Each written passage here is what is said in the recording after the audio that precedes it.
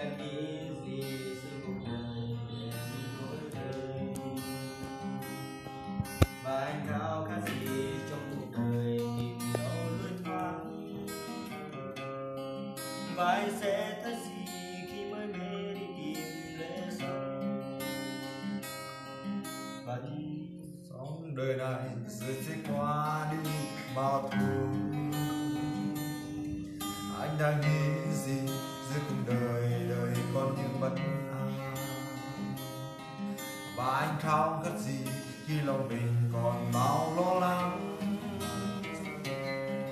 Nào hãy đến với Giêsu Chúa ban niềm vui mới, và tình yêu sẽ mãi không hề phai.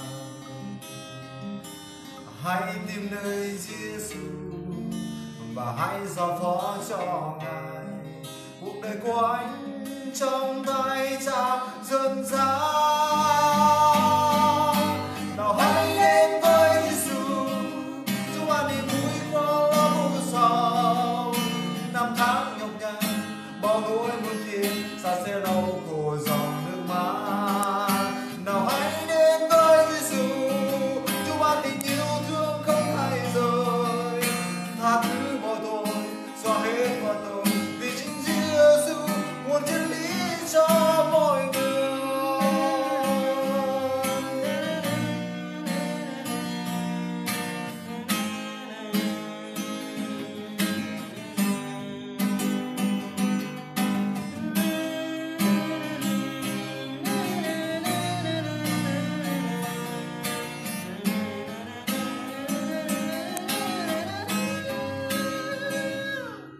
Anh đang nghĩ gì giữa cuộc đời đời như dối ren, và anh khao khát gì khi lòng mình còn bao lo lắng, và anh sẽ thấy gì khi mai mình đi tìm lẽ sống. Lẽ sống đời này rồi sẽ qua đi bao tuổi,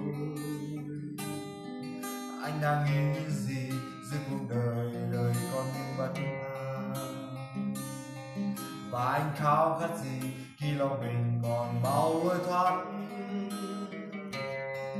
Nào hãy đến với Giêsu Chúa ban niềm vui mới,